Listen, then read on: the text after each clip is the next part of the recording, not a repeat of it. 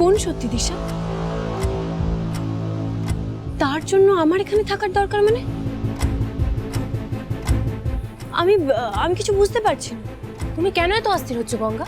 আমি তো এখনো পর্যন্ত তোমাকে কিছুই বলিনি। তাহলে হেয়ালি না করে কি সত্যি জানি সেটা বল দিশা। এই তো এক্ষুনি যেটা গঙ্গা বলল, যে সম্রাট একটু আগে অব্দি এখানেই ছিল। কি তাই তো গঙ্গা? আমি না সত্যি কিছু বুঝতে পারছি না। তুমি এক কথা বারবার বলে কি প্রমাণ করতে চাইছো?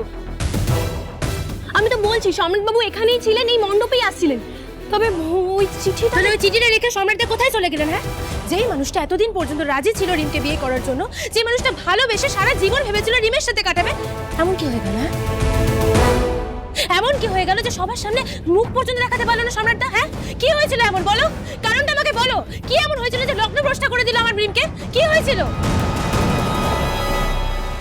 তুই এসব কথা গঙ্গাকে জিজ্ঞেস করছিস কেন? গঙ্গা কি জানে এসব ব্যাপারে? সেটাই তো আমিও বুঝতে পারছি না। এই প্রশ্নটা কেন আমাকে করা হচ্ছে?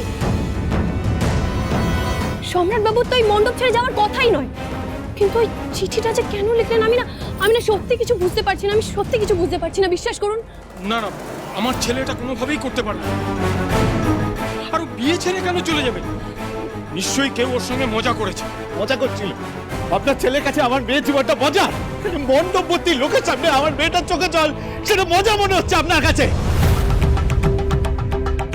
ও স্বপ্নটা ভেঙে চুরমার হয়ে যাচ্ছে, সেটা আপনার কাছে মজা? আচ্ছা এখন এরকম রাগারাগি করে কি হবে বলতো? আমাদের মেয়েটার যে সর্বনাশ হওয়ার তা তো হয়ে গেল। হ্যাঁ, আমাকে প্রমিত বাবু আপনি একটা কথা বলুন, মানে আমাদের মেয়েটার এবার কি হবে বলুন তো? তখন আমাদের উপরে কত চিৎকার চেঁচামেচি করে কত কথা বলে অপমান করা হলো, অথচ আমরা কোনো কিছু ভুলই বলিনি। হ্যাঁ, বিয়ের মণ্ডপে বর কিছুতেই আসছিল না দেখে আমার আগেই মনে হয়েছে এর মধ্যে নিশ্চয়ই কোনো গোলমাল আছে। বড় লোকের বাড়ির মেয়ে তো আসলে খুদ তোর চাপা দেওয়ার কথা হচ্ছিল না, তাই জন্যই এত তোড়জোড় করে বিয়ে দিচ্ছিল।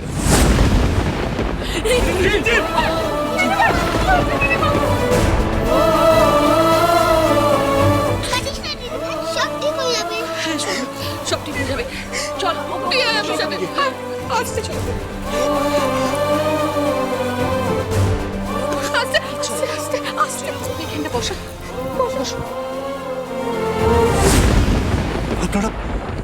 আপনারা দয়া করে এসব কথা বলবেন না। আমার রিমঝিম দিদিভাইয়ের কোনো খুঁত নেই।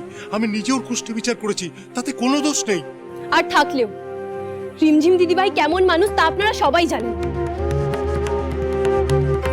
আপনার এই পরিবারের সদস্য, ছোটবেলা থেকে রিমঝিম দিদিভাইকে দেখছেন। দিদিভাই কত ভালো মনের মানুষ, কত নম্র ভদ্র। আপনারা কি করে এসব বলছেন? আর তাছাড়া যা হয়েছে সবটা আপনাদের চোখের সামনে হয়েছে। একে দিদিভাইয়ের এরকম বিধ্বস্ত অবস্থা, কোথায় আপনারা আত্মীয় হয়ে দিদিভাইয়ের পাশে দাঁড়াবেন তা না, আপনারা দিদিভাইয়ের মধ্যে খুঁত খুঁজছেন। একটা কথা মাথায় রাখবে, আজকে যা ক্ষতি হয়েছে আমার দিদির হয়েছে। বিয়েটা এখনো ভাঙিনি, বিধ্বস্ত হয়ে পড়ে আছে মণ্ডপের সামনে। কিন্তু এই সেলফিশ ইররেসপন্সিবল ছেলেটা ঠকিয়েছে আমার দিকে। এটা আমার দিক কোনো দোষ নেই। ছেলেরা আপনাদের কাছে একটা সোনার আংটি, যেটা বাঁকা হলেও আপনারা তাদের কোনো খুঁত দেখতে পারেন না। যার জন্য কোনো দোষ হলে সবার আগে মেয়েদের উপর আঙুল ওঠে। কিন্তু আজ আমরা সেটা এখানে হতে দেব না। কাউকে রিমঝিমের দিকে আঙুল তুলতে দেবো না, কোনো বাজে কথা শুনবো না। কারোর দুর্ভাগ্য নিয়ে যদি রসিকতা করানো হয় তাহলে সিংহরায় ম্যানশনে সেটা হবে না। You may all leave please.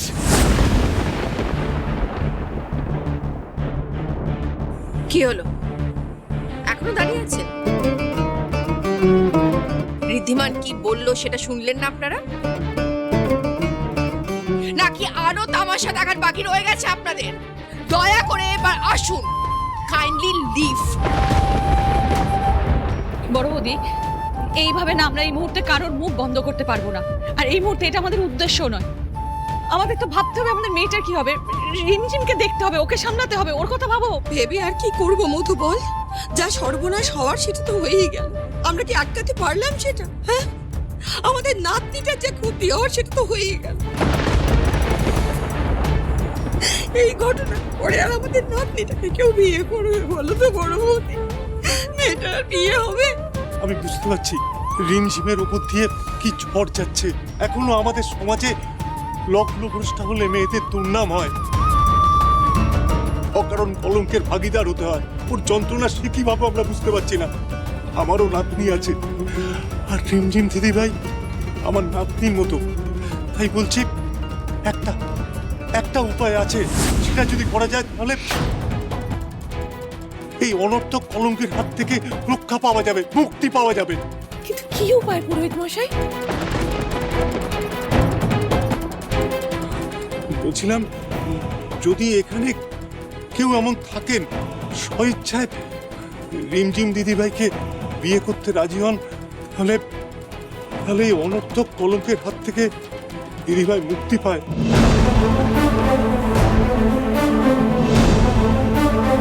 আর বাইরেও কোনো গুজব উঠবে না এতে।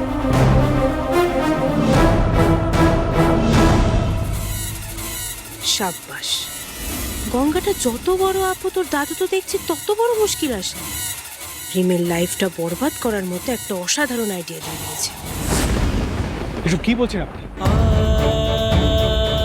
আর এখানে কার সাথে বিয়ে দেবো আমরা রিমঝিমে? আর কেনই বা দেবো? এসব হয় নাকি? বস, পুরোহিত মশাই তো একদম ঠিকই বলছেন। আর রিমের এরকম বদনাম আটকানোর এর চেয়ে ভালো সুযোগ তো আর হবে না। আর তুমি তো এমনিই দেখছো রিলেটিভসরা যা নয় তাই বলে চলেছে। আর কে জানে মুখে মুখে আর কত বদনাম ছড়াবে। দিশা, কি বলছিস? তোর কোনো আইডিয়া রয়েছে?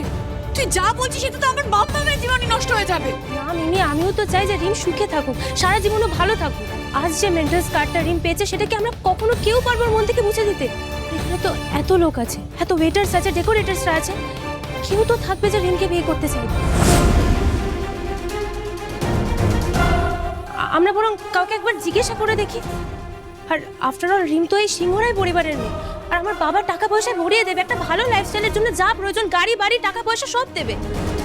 আর এটাই একমাত্র উপায় মিমি রিমকে ভালো রাখার জন্য। এসব কি বলছো তুমি? একটা মেয়ের বিয়ের লগ্ন বয়ে গেছে বলে তার জীবনটা বলি দিয়ে দেওয়া যায় নাকি? আর তোমার সত্যি মনে হয় যে মানুষের একটু ভালো থাকার জন্য বাড়ি গাড়ি টাকা পয়সা এসবের দরকার? দিদিভাইয়ের ইচ্ছের কোনো মূল্য নেই, এভাবে যাকে তাকে হুট করে বিয়ে করে নেওয়া যায়? আর দাদু, অপমানিত হয়ে দিদিভাই যতটা না যন্ত্রণা পাবে, এই বিয়েটা হলে তার থেকে অনেক বেশি যন্ত্রণা পাবে। সারাটা জীবন কষ্ট করতে হবে দিদিভাইকে। তাই দয়া করে এসব উপায়ের কথা বলুন না। তুমি যখন এতই লেকচার দিচ্ছ তাহলে বলো না গোটা সমাজের সামনে কিভাবে রিম মুখ দেখাবে? সমাজের প্রত্যেকটা মানুষ তোকে কটু কথা বলবে, আর সেটা আমি কিছুতেই মেনে নিতে পারবো না।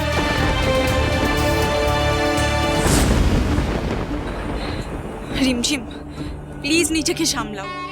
দেখো, তুমি কিন্তু নিজেও জানো যে আজকে যা ঘটেছে তার জন্য তোমার কোনো দোষ নেই। তাহলে লোকের কথা তুমি কেন শুনবে বলো তো? আজকে যদি তোমার বিয়েটা হয়েও যেত তাহলে ওই লোকজন কিন্তু 4-5টা খারাপ কথা বলতো, দেখে দেখে ঠিক তোমার খুদ বার করতো। Because you know what, that's what people do and they do not care about your happiness. Rimjhim, আমার কিন্তু মনে হয় দিশা ঠিকই বলেছে। আজ রিমঝিমের বিয়ে না হলে এই নিয়ে প্রেস মিডিয়া অব্দি টানাটানি হবে, তাই না, আমাদের মেয়ের জীবনের এত বড় সিদ্ধান্ত আমরা বদনামের ভয়ে কিছুতেই নেব না। আমার মেয়ে চালবে না, ওর বাবা মা এখনো বেঁচে নেই। ওর সমাজে একটা অচর আমরা লাগতে দেবো না। কোনো বিয়ে হবে না এখানে, কোনো বিয়ে হবে না রাহুলদা, কোনো বিয়ে হবে না, কোনো বিয়ে হবে না এখানে, কোনো বিয়ে হবে না। তুই শান্ত হও তুমি। And you, রাহুলদা, I will make you pay for this. আপনি ওই স্কাউন্ডার ছেলে, ওকে আমি কিন্তু ছাড়বো না। আমি বলে দিলাম আমি ছাড়বো না ওকে। শান্ত।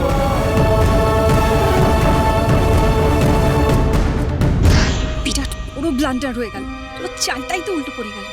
সবকিছু হয়েছে আপনার জন্য, আপনার ছেলের জন্য। আপনার ছেলে যে এতটা নিচ, এতটা ইরেসপন্সিবল আমি ভাবতেও পারি। দেখুন কি অবস্থা হয়েছে আমাদের। ওর জন্য, আপনাদের জন্য আমাদের মান সম্মান একেবারে ধুলোয় মিশে গেছে।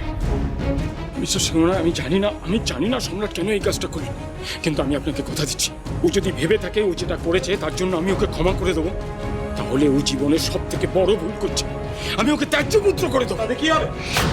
সবার সামনে আমার মেয়ের যে অপমান হয়েছে সেটা ঠিক করতে পারবেন? ত্যায্যপুত্র করে পারবেন না। মিস্টার রয় চৌধুরী, আপনার জন্য আমার মেয়ের কি অবস্থা হয়েছে একবার তাকিয়ে দেখুন। শুধুমাত্র আপনার ছেলেকে ভালোবেসে ওর এই অবস্থা হয়েছে আজ।